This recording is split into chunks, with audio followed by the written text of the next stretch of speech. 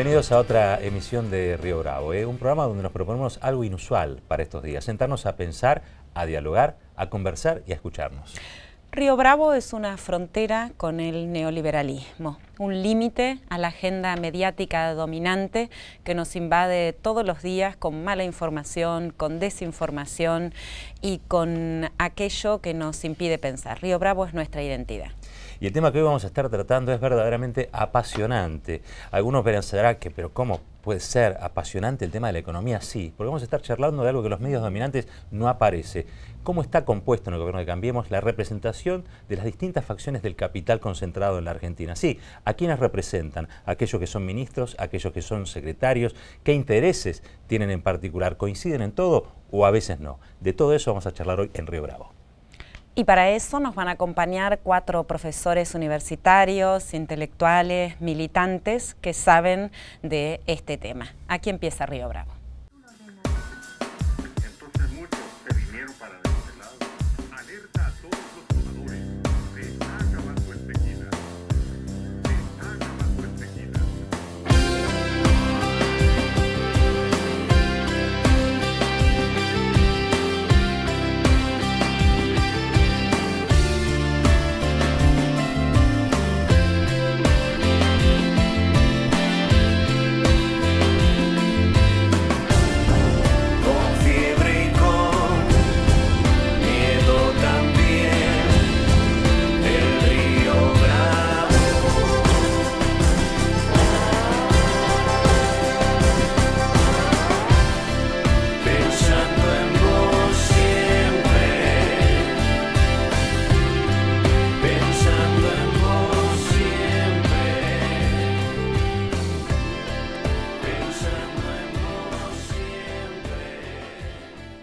Para tratar el tema de hoy contamos con una mesa excelente, de gente realmente pero muy capacitada, que sabe muchísimo de lo que vamos a hablar. Entre ellos, el ex ministro de Economía de la Nación, Axel Kicillof. ¿Qué tal, Axel?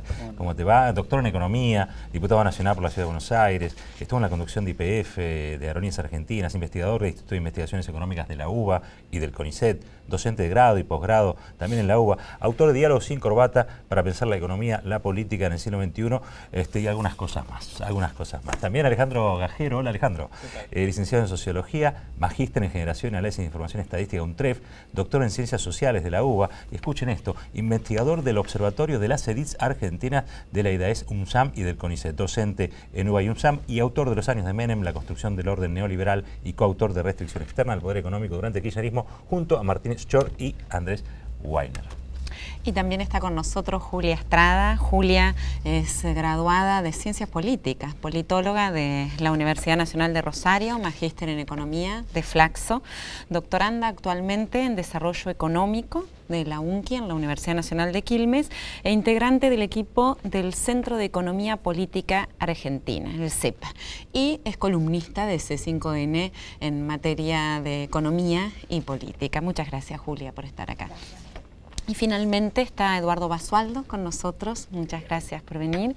Eduardo, bueno, todos saben, es licenciado en Ciencias Económicas, doctor en Historia, es investigador del CONICET y de Flaxo, coordinador del área de Economía y Tecnología de Flaxo, miembro de la Comisión Directiva del CELS. Bueno, es autor de muchísimo material, de varios libros, de artículos especializados, pero en este año acaba de editar un libro que es el único que vamos a mencionar, que es Endeudar y Fugar, un análisis de la historia económica argentina de Martínez de Hoz a Macri. Muchas gracias por estar acá, Eduardo. Qué mesa, ¿no? Yo creo que más no se puede pedir para por lo menos charlar lo que vamos a charlar. Y ahora sí, los invitamos a ver si les parece lo que constituye el primer informe que va a derivar en lo que vamos a estar conversando a lo largo del programa hoy, de esta emisión en Río Bravo. El acento que hemos puesto en la libre iniciativa individual, en la importancia de la empresa privada en el esquema productivo del país y en la eliminación de la excesiva estatización o intervención del Estado y regulación de la economía. Entre 1976 y 2001 se consolidó en la Argentina un patrón de acumulación basado en la valorización financiera. Los grupos económicos locales hegemonizaron este proceso en alianza con el capital financiero internacional. Se enriquecieron con la bicicleta financiera, sostenida por el endeudamiento externo y la fuga de capitales. En el marco del neoliberalismo a nivel mundial, esta etapa se caracterizó por el estancamiento económico y la crisis recurrente. Es una actitud fascista el no escuchar al orador. Son los que muertos de miedo se han quedado en silencio cuando han venido acá a hablar en representación de la dictadura. Y son también los que se han equivocado y han aplaudido a quienes han venido a destruir la producción agraria argentina. Cuando el país enfrentó el efecto tequila, el gobierno recurrió a todo tipo de instrumentos para evitar la caída de las entidades financieras. Hemos limitado la extracción de dinero en efectivo del banco y lo hemos limitado de una manera que le resuelve el problema a todo el trabajador. Llevamos años de profunda recesión y estamos al límite. El que depositó dólares recibirá dólares. En 2001, el colapso del modelo económico fracturó el bloque dominante. El kirchnerismo significó el retorno del proyecto nacional y popular, basado en la producción y el trabajo local. Fue desde la política donde por primera vez empezábamos a creer en nosotros mismos. En las elecciones de 2015, los sectores dominantes accedieron por primera vez al control del Estado y con un partido propio y por el voto democrático. Todos responden a alguna fracción del empresariado nacional o alguna de estas fundaciones que a su vez está financiada por estos grandes empresarios. Hoy la hegemonía la ejerce el capital financiero, grupos económicos y terratenientes locales quedaron en segundo plano. Si bien Cambiemos y el Frente Renovador expresan esta diferencia al interior del bloque de poder, se unen con el interés de subordinar el trabajo al capital.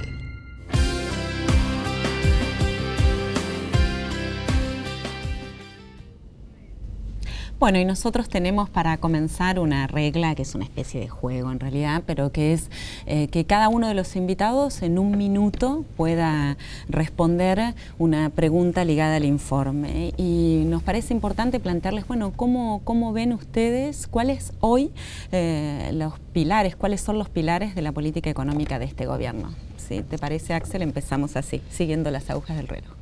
Sí, este gobierno tiene una particularidad. Ahí en el informe hablaban de algo que vendría a ser una novedad, que es que, por decirlo sencillamente, gobiernan los sectores dominantes a través de representantes propios, un partido propio que democráticamente accedió al Estado.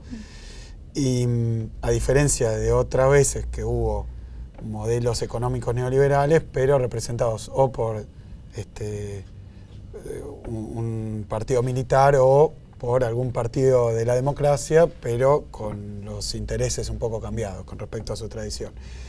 Acá me parece que esa es una novedad, pero en el terreno del programa económico del gobierno hay una dificultad de análisis, que es que para llegar al poder y para conservarlo, como nos está mostrando la elección que ocurrió hace unos días, lo que hace el gobierno es permanentemente recurrir a métodos del marketing, de la publicidad, y muchas veces, o la mayor parte de las veces, falsear lo que va a hacer y lo que está haciendo. Entonces hay una especie de doble sintonía entre lo que uno lee en el boletín oficial, las decisiones del gobierno, y lo que la prensa dice que está haciendo, la prensa hegemónica, y lo que el propio gobierno usa como justificación de sus medidas y la propia explicación de la medida y sus resultados. Yo creo que ahí hay que recurrir precisamente a la experiencia histórica. Cuando uno ordena las medidas que se han tomado, más allá de la profundidad y del ritmo, ¿no? Por esto del gradualismo, por esto pero cuando uno lo trata de tipificar, la verdad que tenemos adelante un programa económico de neto corte neoliberal. Apertura de las importaciones, endeudamiento externo, ajuste fiscal, restricciones monetarias que terminan poniendo la tasa de interés muy alta, valorización financiera. Es decir, están todos los componentes de un programa neoliberal. Yo la otra vez hice un ejercicio también para despojarme de los debates que tenemos con la pasión de estar analizando la historia del presente, y el ejercicio que hice fue tomar los puntos del consenso de Washington. Y el gobierno cumplió todos. Todas sus políticas pueden clasificarse dentro del decálogo, los 10 mandamientos del consenso de Washington. O sea que el programa económico es un programa económico neoliberal, matizado porque políticamente intentan ganar elecciones, con lo cual no se hace en toda su crudeza, o por lo menos en lo discursivo, se maquilla. Y en segundo lugar, porque obviamente las culpas o las responsabilidades o las causas están permanentemente desviadas. A ver, voy a reforzar un poquito. Tenemos un minutito para la presentación. Cada uno después va a poner largamente, porque la idea es esa, que todos hablen y que podamos incluso conversar entre nosotros. Alejandro, tu minuto para explicar cuáles serían las directrices, desde tu perspectiva, de este plan económico. ¿A quién beneficia? ¿A quién perjudica? Queda bastante claro, pero ¿a quién beneficia? Quizá menos. Creo que en línea con el informe y con lo que decía Axel al inicio, hay un rasgo distintivo de este gobierno y es la presencia, digamos, directa, el involucramiento directo de empresarios en cargos estratégicos. Y eso creo que no solo es una diferencia con respecto a los años anteriores, sino con algunas experiencias neoliberales en cuanto al alcance que tiene esta participación y a los lugares en donde está focalizada. Nosotros desde el Observatorio de las Elites del UNSAM hicimos un trabajo sobre este tema y es realmente impresionante. El 31% de los altos cargos del Estado, estamos hablando desde subsecretarios para arriba, están ocupados por personas con trayectorias en el mundo empresarial, en la alta gerencia empresarial. Eso, digamos, el hecho de que haya empresarios en el gobierno no es necesariamente nuevo, pero sí me parece el alcance y la distribución de esos empresarios. De hecho, una de las cuestiones que después podemos charlar, digamos, más en detalle, es que no solo están en las áreas económicas estratégicas, uno podría decir hacienda, producción, agroindustria, sino en las áreas políticas, jefatura de gabinete, entre otros. Ahora vamos a hablar de todo eso. Julia, tu minuto, muchas gracias. Bueno, yo para agregar y no repetir, efectivamente es el gobierno que representa al poder económico por primera vez accediendo democráticamente al poder y creo que ese es un dato no menor. Nosotros lo que venimos planteando también es, se han puesto de acuerdo estas fracciones de clase en que la clase trabajadora es efectivamente la perdedora en este proyecto político. Alguna vez hemos intentado explicarlo diciendo este es el modelo 70-30, el 50-50 en algún momento del peronismo, más allá de que haya sido verdad o utopía, se abandona para avanzar hacia un modelo de redistribución regresiva de los ingresos y después redefinen internamente quién es o quién sostiene la hegemonía política al interior. Bueno, Eduardo podrá decir mucho mejor que yo, que es efectivamente un modelo en donde la hegemonía es financiera. Ahora, quiero decir una última cosa. Esteban Bullrich dijo hace unos poquitos días, los bonaerenses pierden poder adquisitivo y por eso bajamos las retenciones. La verdad es que también es un modelo político que logra hacer que los intereses de la clase dominante sean los intereses, o sean entendidos como los intereses del conjunto de la población. Y ahí está una estrategia de comunicación y de construcción política que ha sido muy, muy útil. Eduardo, su minuto. Bueno, yo por supuesto acuerdo con todo lo dicho. Pero quiero enfocarlo más estrictamente del tema de que se plantea en esta reunión, que es la relación entre economía y política, y específicamente las fracciones del capital y sus representaciones políticas, ¿no? El informe es muy claro en señalar las etapas, no las voy a repetir. La valorización financiera primero, el kirchnerismo como contrapropuesta social a ese periodo que va del 76 al 2001 tan nefasto para la Argentina, y finalmente Macri. Ahora, está instalado en el sentido común de que cambiemos esta alianza entre el radicalismo y el PRO. En realidad es una réplica de la valorización financiera en general y de los 90 en particular. Y en realidad me parece que tiene diferencias muy marcadas. ¿Por qué digo esto? Porque si uno mira el bloque de poder, es decir, el conjunto de los sectores que impulsan esta política, uno siempre tiene que detenerse en cuál de esas fracciones del capital ejerce la conducción del Estado. Claro. Y la conducción del Estado durante la valorización financiera fue de los grupos económicos locales.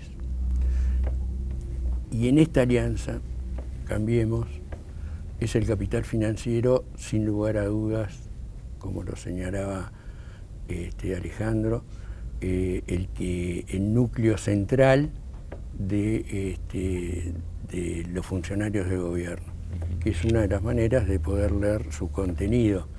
Ahora, ¿qué ocurre? Que deja fuera una fracción muy importante en la economía argentina, como son los grupos económicos locales.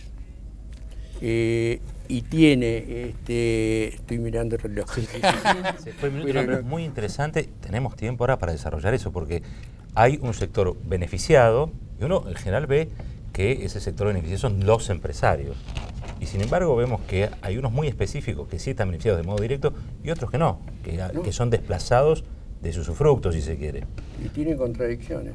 Ahora, Axel, no sé si vos opinás lo mismo. Ale, ya abrimos ahora y cada uno puede intervenir y podemos conversar, ¿no? La dinámica del programa es esencialmente todo lo contrario intratables. Acá la idea es escucharnos y tratar de aprender y que los que nos están viendo también lo hagan con nosotros. Sí, un primer comentario que surge de la observación de la composición del gobierno desde el punto de vista de la representación de los diferentes intereses empresariales, por decirlo así, arroja que evidentemente, como no pasó otras veces, porque eran efectivamente muchas veces representantes de los grupos locales que incluso tenían roles mixtos de dueño y de gerente. Ahora aparece esta figura nueva del CEO, que hasta en la terminología viene a representar al gerente local del grupo extranjero, porque una empresa de acá no tiene CEO, tiene gerente. Entonces esto de los CEOs es ya una importación de jerga que expresa un cambio en la representación. Pero yo creo que hay, como dice Eduardo, y se perciben tira y aflojes en esa mesa donde tienen silla bastantes sectores, porque también es cierto que yo creo que dentro de los grupos locales lo que está muy ausente es todo lo vinculado a la industria, digamos. La industria local, incluso pequeños, medianos y grandes empresarios locales están afuera.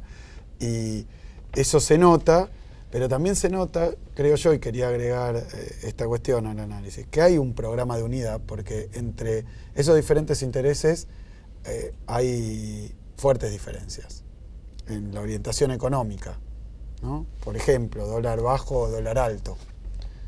No están de acuerdo, no favorece de la misma manera. Entonces, pero hay una prenda de unidad que es el avance sobre la cuestión salarial, sobre la reforma laboral y las condiciones de los trabajadores. Me parece que cada vez que el gobierno empieza a exhibir tensiones, resuelve yendo contra el salario en general y las condiciones de vida de los trabajadores, con una especie de proyecto de país, desde mi punto de vista, no solo equivocado, sino inviable, que es convertir a la Argentina en un país que si es industrial por sus salarios bajos.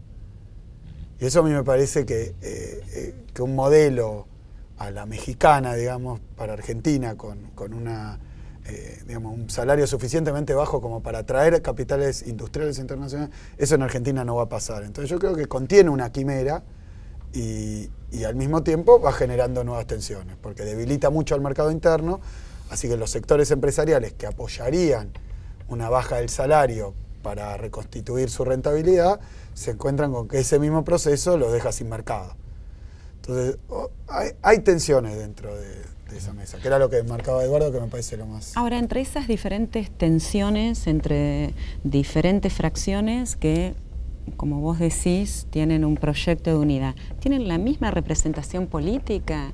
Digo, o ¿se puede pensar que todos confluyen en la alianza Cambiemos como representación política, o algunos sectores, algunos sectores locales pueden imaginar otra opción? Se me ocurre, pueden estar representados, por ejemplo, no sé, por el masismo, o pueden ser aliados de un proyecto nacional y popular en algún momento. ¿Es ineludible esa unidad? Es difícil. Es difícil. Es difícil. El tema para mí, ¿no? Qué sé yo, para plantear algunas caracterizaciones. El Frente Renovador es la expresión de los grupos económicos. Lo novedoso, yo creo que el bloque de poder actual es que tiene tiene dos expresiones políticas, no una. Los grupos económicos están atrás del Frente Renovador. Por supuesto que cuando uno habla de esto, tiene que tener en cuenta que la política tiene autonomía relativa respecto a su base estructural. Digo por la actitud última de Cambiemos. Y en cambio, de Frente Renovador, en cambio Cambiemos expresa al capital financiero. Y el origen de esta ruptura tiene que ver con el 2001. Esta fue la pugna a partir de 1998, que empieza la recesión en la Argentina, vinculado a una de las periódicas crisis mundiales. ¿Qué ocurre? Hay dos proyectos alternativos dentro del poder establecido en Argentina. Uno que es devaluacionista y otro que es la dolarización.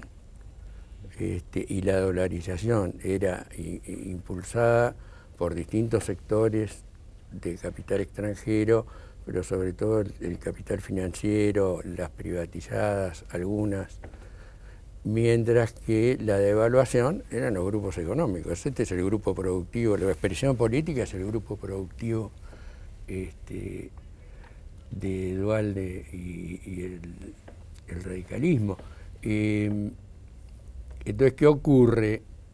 Una constatación muy importante, me parece, a tener en cuenta, es que esas rupturas no se cerraron y dieron lugar en esta etapa a dos expresiones políticas distintas de las fracciones dominantes. ¿Y qué quiero decir con esto? Que en todo hecho electoral como en el que estamos transitando se dirimen contradicciones bajo estas condiciones, ¿no?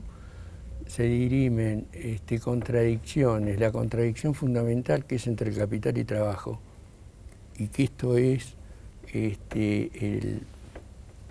la expresión de este enfrentamiento, sobre todo en la provincia de Buenos Aires, entre Cristina Kirchner y Macri, pero también, donde también participa el Frente Renovador, porque esta es la alianza, esto es lo que tienen en común, como decía Axel, pero también entre Cambiemos y el Frente Renovador, ¿no? Y por lo que uno puede percibir, el gran perdedor no son los sectores populares. El gran perdedor fue el Frente Renovador, porque es de ahí donde salieron y van a salir votos para Cambiemos. Sin embargo, pese a eso, bueno, me llamó la atención cuando ocurrieron las PASO, el único líder político, representante político que reconoció prematuramente la victoria de Cambiemos en la provincia de Buenos Aires fue Massa. Fue Massa, sí, el primero. Bueno, me parece notable. Nos quedó Randazzo, ¿no? Digo, ¿Randazzo también expresa algo de eso o es una derivación? Es una iniciativa del poder. También. Pero que como reemplazo, por ejemplo, de Massa. Para debilitar al kirchnerismo. Ajá. Tengo ahí perdón, ¿no? Pero para dejar después, porque nosotros tenemos otro bloque después para charlar. Pero en algún momento alguno de esos sectores apoyó al kirchnerismo en el gobierno, ¿no? Sobre todo después de la mega devaluación, después de la especificación de las deudas.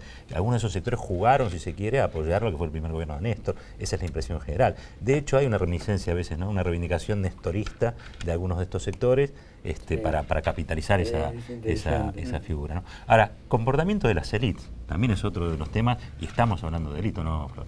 Sí, claro.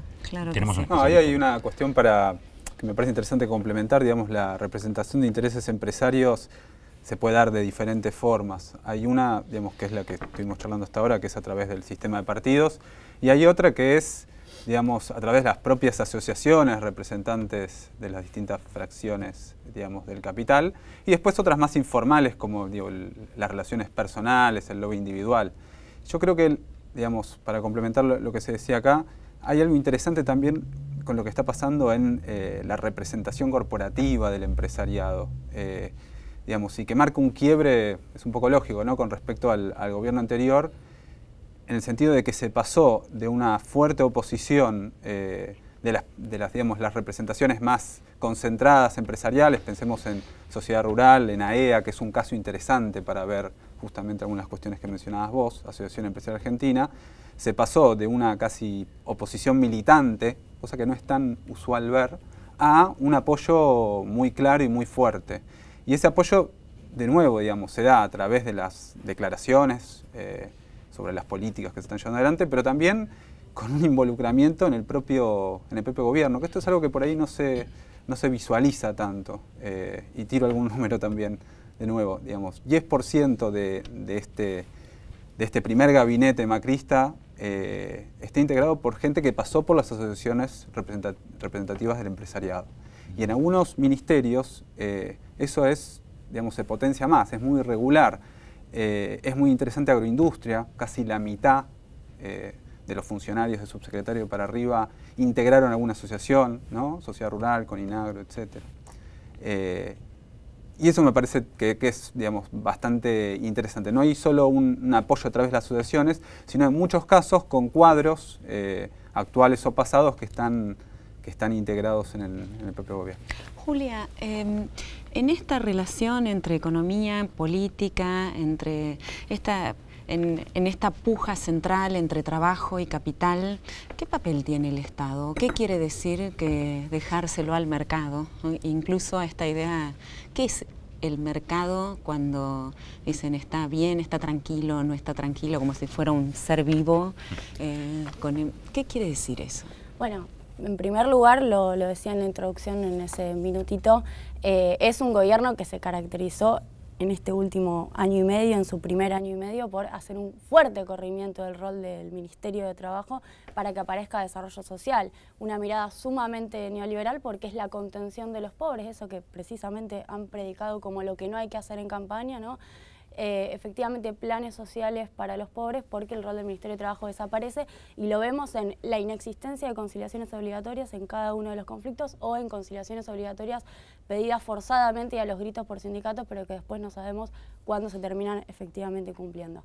Yo ahí quería retomar algo de lo que decía Axel respecto de la prenda de unidad, es ir en contra de los trabajadores, y también vincularlo con lo que decía Eduardo Basualdo, cuando efectivamente había una prenda de unidad que quizás fue el proceso de privatizaciones a inicio de la década de los 90 que unió a dolarizadores y devaluacionistas, que unió a grupos económicos locales y al sector financiero, y la verdad es que hoy no tienen ese proceso para quedarse con una parte del Estado. Entonces cuando no se pueden poner de acuerdo, efectivamente van por la reforma laboral, van por la reforma fiscal, están siendo asesorados por Fiel para una reforma impositivo fiscal para después de octubre, y quiero agregar una cosa, van por la estructura del Estado también, porque una de las cosas que hemos visto, más allá de que hay una hegemonía de parte del sector financiero, han creado un ministerio para el endeudamiento, porque la verdad es que han dividido Hacienda y Finanzas, uno para que tome deuda y el otro para que haga el ajuste fiscal, básicamente. Y sin embargo hay distintos sectores del Estado en donde han hecho una especie de proceso de rapiña. porque en energía van por un lado, suben tarifas y sin embargo uno no puede creer que no levanten el teléfono para avisarle a Sturzenegger que va a haber un tarifazo y por ende la inflación no debería ser el 17%, la meta es incumplible. Con lo cual digo, también hace falta un proceso de coordinación macroeconómica que es inexistente, de lo cual la derecha siempre se ha jactado, pero que es inexistente porque precisamente tienen al Estado cooptado en sus distintos sectores. Bueno, vamos al segundo informe para seguir conversando.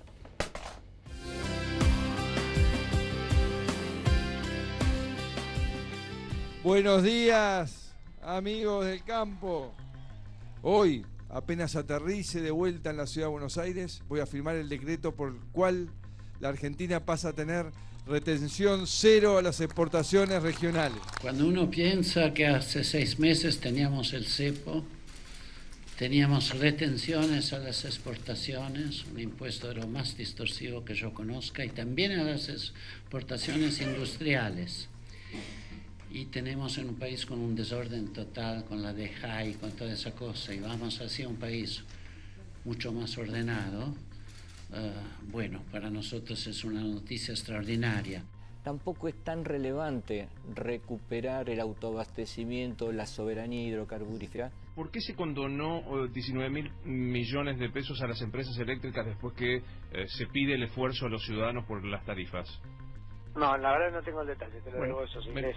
Después eso lo pasamos. Tenemos que cerrar el déficit, bajar impuestos, ir reduciendo el peso del sector público en el total de la economía, logrando que el sector privado crezca más rápido que el sector público. Y en nuestra reforma tributaria van a haber bajas sustantivas en muchísimas alícuotas. Para nosotros el Banco Mundial es un socio estratégico en nuestro plan de desarrollo y es un país que hoy ofrece rendimientos o retornos en las inversiones que son muy difíciles de lograr en otros países del mundo. Yo creo que pocas veces el sector empresario y el gobierno pueden tener tanta coincidencia respecto hacia dónde queremos caminar. Y definitivamente lo tenemos que hacer juntos.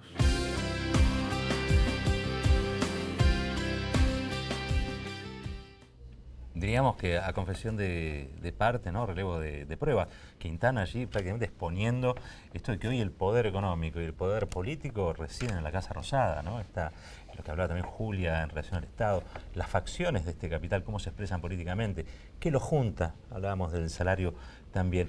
Ahora, esa división de intereses, digo, en algún momento entra en crisis. Y vuelvo a lo anterior cuando mencionaba que algún sector de estos apoyó en sus comienzos lo que fue el proyecto kirchnerista. ¿Por qué lo hicieron y por qué lo dejaron de hacer? No, yo creo que obedece obviamente etapas también los 12 años y medio de kirchnerismo. Y hay una primera etapa que estuvo vinculada a dos factores. Por un lado, un cambio de modelo con respecto a lo que fue el neoliberalismo de los 90 y su final en la crisis de 2001, o sea, un modelo claramente de, digamos, protección del mercado interno en el sentido de generación de mejores condiciones internas de vida y por tanto demanda interna, que era algo que se había despreciado mucho durante la etapa neoliberal, y eso dio espacio de rentabilidad a sectores empresarios vinculados a la industria, pero también transnacionales, también alimenticias, también como vino inicialmente con una fuerte devaluación, hubo una recomposición de las ganancias de los sectores exportadores, incluso el agro. Es decir, que al principio hubo un crecimiento muy fuerte, una torta cada vez más grande, con cambios en su distribución, pero sin efectos muy duros sobre los intereses del sector empresario. Al contrario, había muchísimas oportunidades de inversión y se realizaba la inversión refutando la idea de que para que haya inversión hay que hacer buen clima de negocio. Lo que hay que hacer es negocios, no clima, negocios. Y había negocios para hacer. Entonces hubo un sector empresarial que además venía muy golpeado de las crisis anteriores. Y a medida que eso fue avanzando, obviamente una segunda etapa ya es como en la época de industrialización, estaba la industrialización liviana y la pesada, esto era el crecimiento simple y el crecimiento un poco más complejo, que implicaba más involucramiento sobre los cimientos de la primera etapa, más involucramiento del Estado, también para sostener algunos objetivos vinculados a la industrialización y a la redistribución, que ya empezaban a hacer un poquito más de tensión con determinados sectores, que además yo creo que en algún punto hasta ideológicamente imaginan que un mundo sin Estado sería una situación extraordinaria, y no lo es. Y no lo es ni siquiera para los sectores empresariales y menos todavía para las transnacionales, que en general tienen el concurso y el apoyo del Estado en sus propias estrategias. No digo en el gobierno de Néstor y Cristina, pero sí en general. Entonces a mí me parece que ahí se empezó a tensar mucho la relación, pero que a la vez era un fenómeno tan dinámico y de crecimiento tan prolongado, que nacieron nuevas empresas que yo creo que no tienen representación empresaria. Que no tienen una representación empresaria.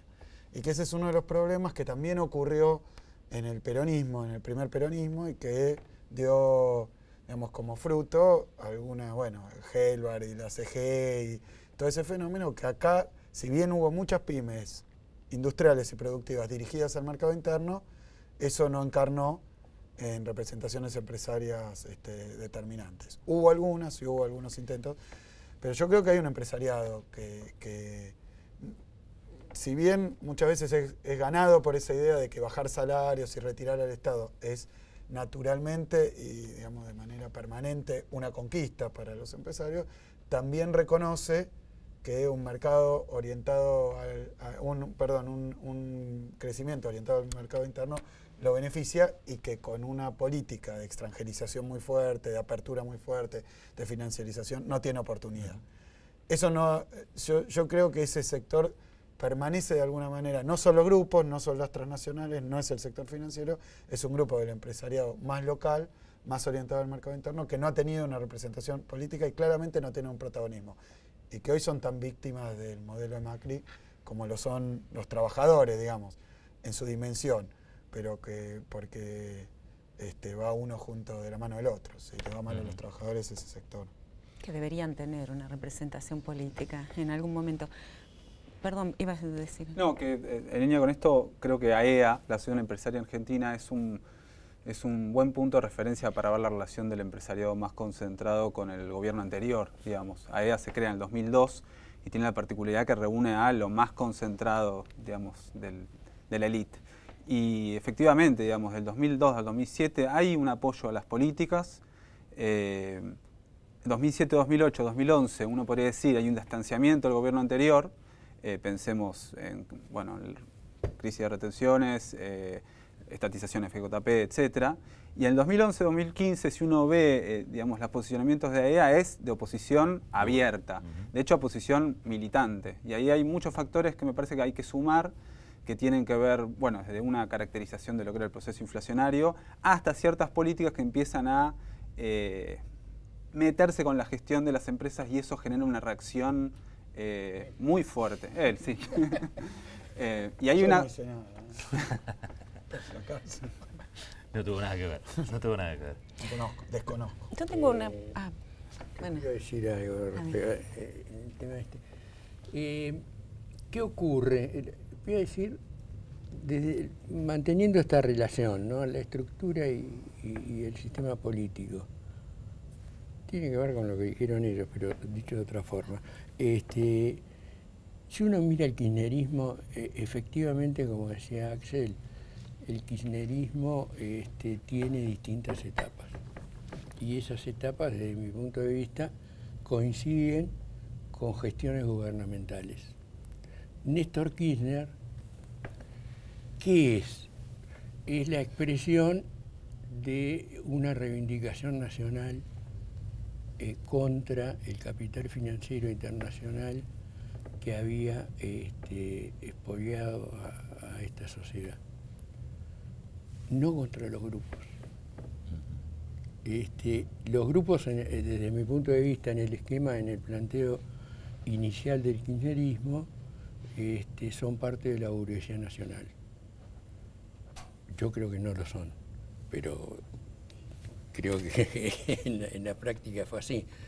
Lo que ocurre, la gran transformación a partir del conflicto con el campo en el 2008, ese conflicto tan importante para los sectores populares, para la sociedad argentina, lo que ocurre es un cambio cualitativo del cual participó. Yo no estoy tratando de plantear contradicciones entre Néstor Kirchner y Cristina, sino características de gobierno, porque en el segundo también participó. Y de hecho, el salto cualitativo, ¿cuál es? Que ese gobierno no solamente va a ser nacional, sino nacional y popular. Ahí sí los grupos están enfrentados, porque eso implicaba priorizar no solo la contradicción con el capital extranjero y las ventajas que querían tomar los grupos, sino también la contradicción principal en esta sociedad y en las sociedades capitalistas, que es entre capital y trabajo.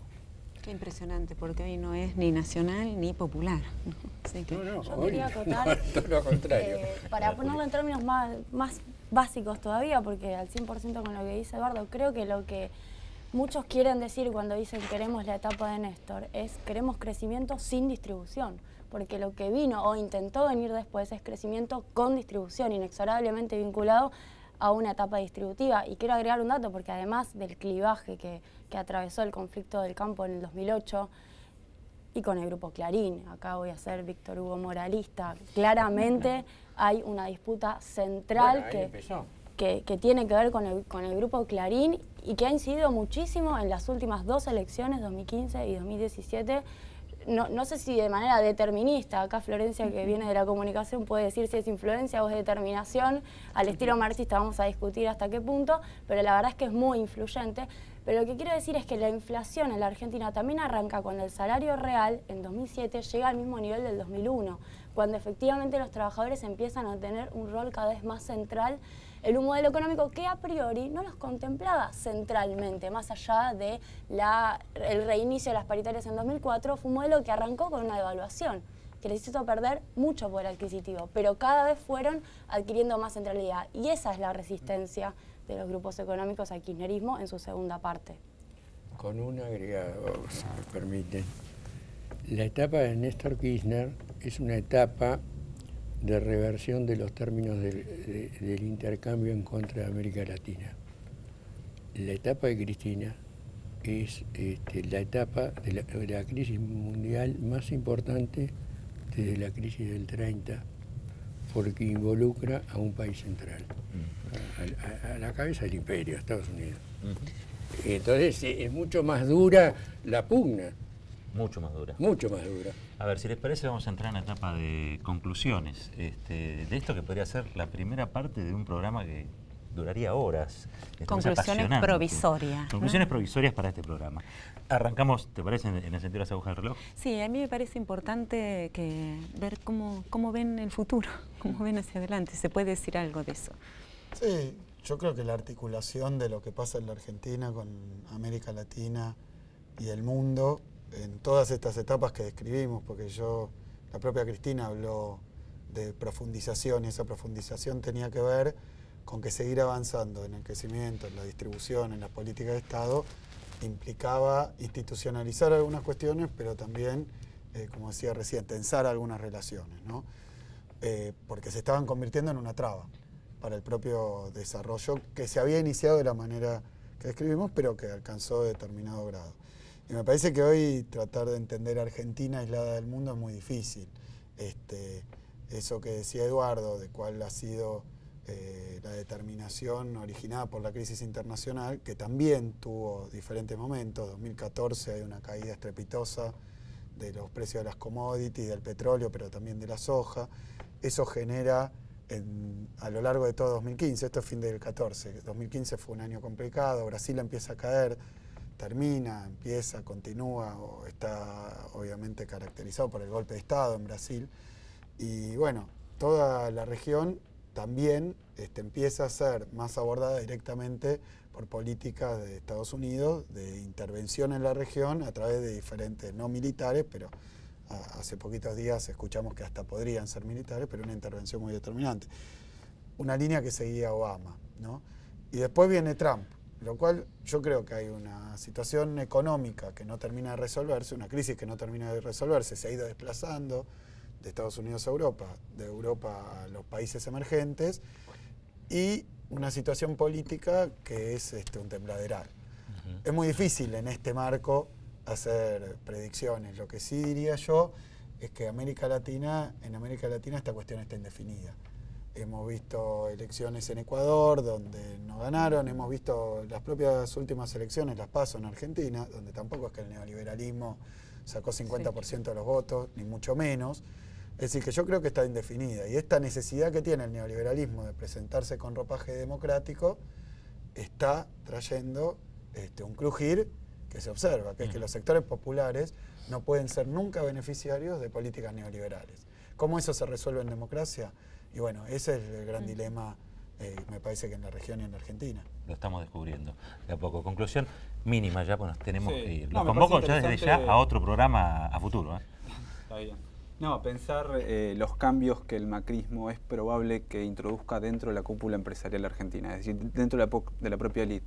Yo creo que ahí va a haber cuestiones, movimientos interesantes que ya se están dando incipientemente, pero que si esta política continúe es probable que cristalicen en cambios en esta cúpula empresarial, las empresas más grandes de Argentina.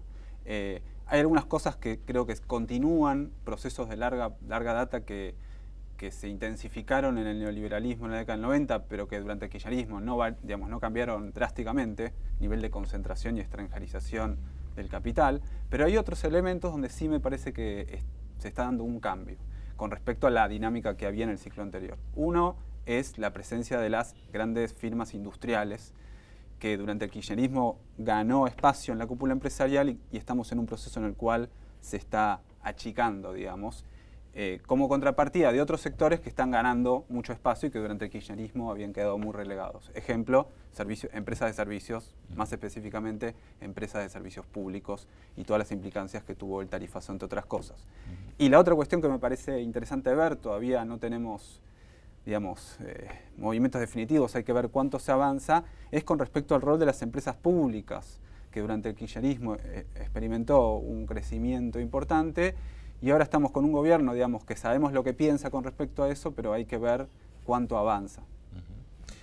Julia, un minutito. Cortito, yo solamente poder contar esta preocupación que en muchos lugares aparece sobre cómo se hace para que, yo diría, la clase trabajadora, los sectores que mayormente han sido afectados por una política de creciente desindustrialización, crisis efectivamente industrial, apertura importadora y demás, sea la que identifique de alguna forma al modelo económico, al patrón de acumulación excluyente y desindustrialización como la causa de eso. Creo que hay un problema de conexión causal entre ambas cuestiones. Creo que efectivamente la elección tiene análisis positivos y negativos, estoy hablando de las últimas PASO, pero que en los cordones industriales más importantes no queda claro que los trabajadores hayan entendido que hay un vínculo entre el modelo de acumulación, crisis industrial y despidos. Posiblemente así se puede ver, lo hablamos con Florencia antes, en lo que son las zonas más humildes, más pobres del conurbano. Ahí hay un voto claramente en contra, que resiste a Cambiemos, y en la Pampa Húmeda hay un voto efectivamente pro proyecto político, entendieron efectivamente quién los beneficia. Pero no está claro en la clase trabajadora, a mi criterio falta mucho. Dos palabras. Yo quiero retomar un poquito lo de Axel, de la crisis, ¿no? Cómo las crisis se despliegan no uniformemente, hay altas, bajas, pero creo que es un contexto muy importante para lo que se propone este gobierno. Hasta ahora, este gobierno no es que fue gradualista, es que enfrentó una resistencia popular muy importante que no le permitió llevar el ajuste a donde quería. Y que, como es costumbre en este gobierno, reviste en un discurso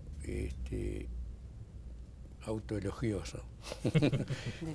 Pero clarísimo. Esto no va a ocurrir para el futuro. Digo, le quedan 2 años y van a operar sobre esta contradicción en términos de lo que mencionaba Julia, en términos de la reforma impositiva, del mercado de trabajo, de lo que decía Alejandro, de las empresas públicas y de lo que se avanzó en términos de las empresas públicas, es decir, una reversión de lo que fue el planteo del kirchnerismo. Que cierre, se cuiden, ¿no?, los trabajadores. Que se cuiden los trabajadores, dice Oro. Que cierre. Yo creo que, la verdad, el programa nos quedó corto. Nos decían acá, ¿no?, que estamos un poco extendidos, pero obviamente queremos seguir escuchando y desde ya los invitamos nuevamente a otra emisión de Río Bravo. Flor, decime vos. No, muchas gracias y que estén acá imaginando y pensando y reflexionando en una larguísima conversación. Esperemos que, Julia decía, falta mucho, pero esperemos que no falte mucho, pero nos parece importantísimo agradecerles que vengan a pensar con nosotros esta noche. Esta mañana, ustedes saben que este es un programa que se emite en diferentes momentos. En todo momento, pero digo, gente toda muy ocupada con sus asuntos y sin embargo, bueno, creo que este momento para brindarle a la audiencia ha sido espectacular. Y creo que hemos terminado, por lo menos, con esta charla. Obviamente, nos vamos ahora, pero cuando volvemos están nuestras conclusiones. Ya venimos. Perfecto. Gracias.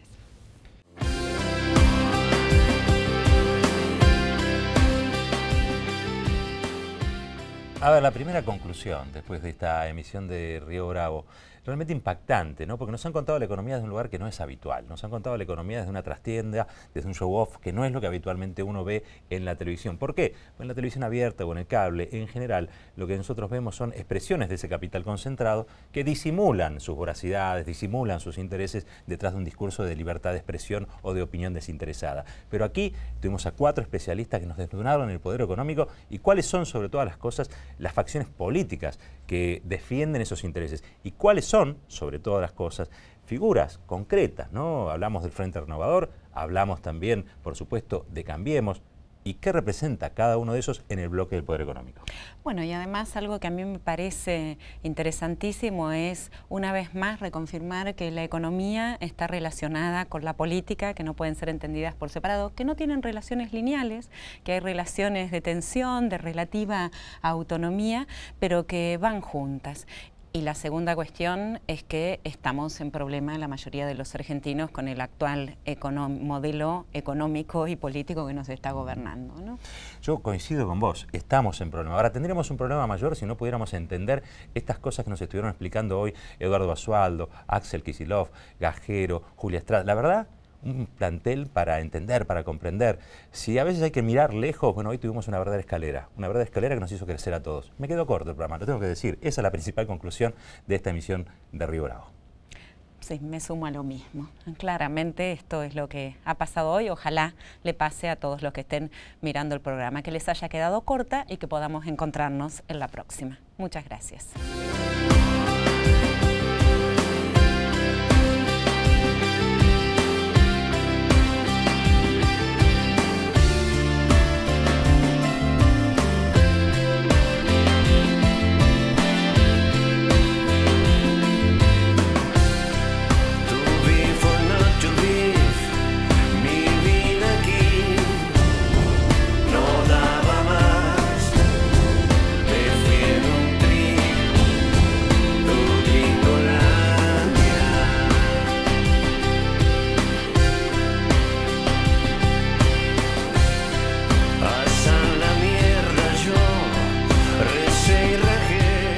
Lo trata de tipificar, la verdad que tenemos adelante un programa económico de neto corte neoliberal.